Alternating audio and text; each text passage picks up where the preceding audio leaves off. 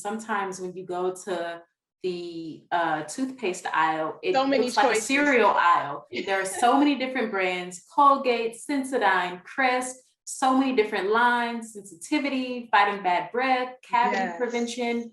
How much weight should we be giving those labels, and what should we prioritize when selecting a toothpaste?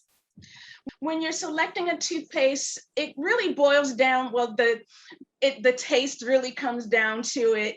And then if you're a fluoride person, we were talking behind the scenes, if you happen to be cavity prone, then you may want to use a fluoride based toothpaste. Mm-hmm. If you are a coffee drinker or smoker, then you may want to use a product that has baking soda. If you have gum disease, then you may want to choose a product that has hydrogen peroxide. That is another thing that you may want to talk to your dentist about, to see, based on what they see and what they find in your checkup and your exam, what they recommend. But generally, those are the rules of thumb. As long, it really doesn't matter. You don't even need toothpaste. You can just brush, and some people do.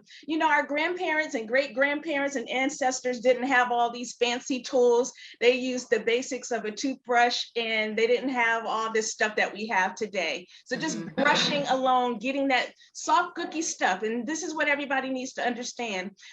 Every day, constantly, 24/7, our mouth is producing bacteria. It's called plaque, and it's that soft stuff that we see every single day. It's constantly forming. That is like evil. It's nothing but bacteria. And if you don't remove it, it is going to cause those germs that cause bad breath and gingivitis. So the name of the game is just to brush it off, and it doesn't matter what toothpaste you use. Just do it. Just get it off your teeth. When you see it, think of it as evil and get it off your teeth. And I have found even rinsing with water after meals has been really helpful. My mom and sister started doing it and got me to do it, and we've seen some really good pearly white results. Yeah, your teeth are gorgeous. Thank you. Yes, if you can't get to the if you are, like, say you're having lunch and you don't have your Listerine or your products on hand, then yes, just rinsing with water will rinse the sugars away and keep the plaque off your teeth as well, and keep your mouth from getting dry as well. So Dr. Austin, life happens, people get busy, schedules become hectic, but we always have time to brush our teeth. Usually people can manage to do that at least once in the morning. Yes. I wonder what other takeaways that come just as naturally as brushing your teeth that you may know of that the rest of us don't, and it's just sort of this open secret that you're waiting to share. So brushing the teeth, of course, rinsing with water after meals. Do you have any other quick adds we can work into our routine? The 4 that I shared with you are the key. If you're traveling, then make sure you travel size it. There are travel size sonic toothbrushes.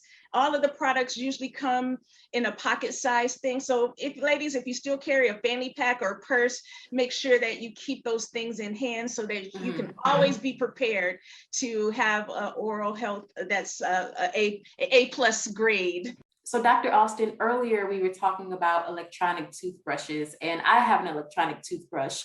And when I was preparing for this interview, I thought, I don't recall ever changing the toothbrush head.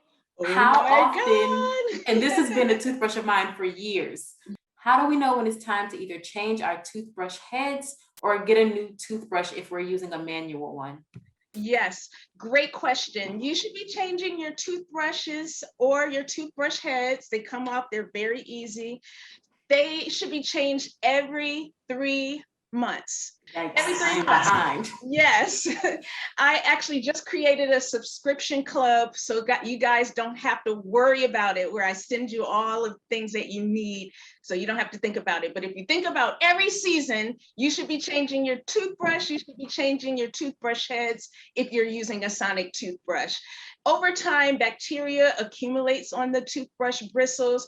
God forbid, if you have your toothbrush open in the bathroom, you don't have anything to cover the heads, or you don't have it in a sterilizer, the aerosols from the toilet can spread at least I think it's about I know it's about 6 feet. So that alone, and then it's coming in contact with your oral hygiene and the plaque in your mouth. So you want to make sure that you're using a fresh, clean toothbrush or toothbrush head every 3 months. And yes, if you can, cover up your toothbrush head, keep it in a cabinet somewhere where it's not exposed to all the wonderful things that's floating around in the bathroom. All right, today we are kicking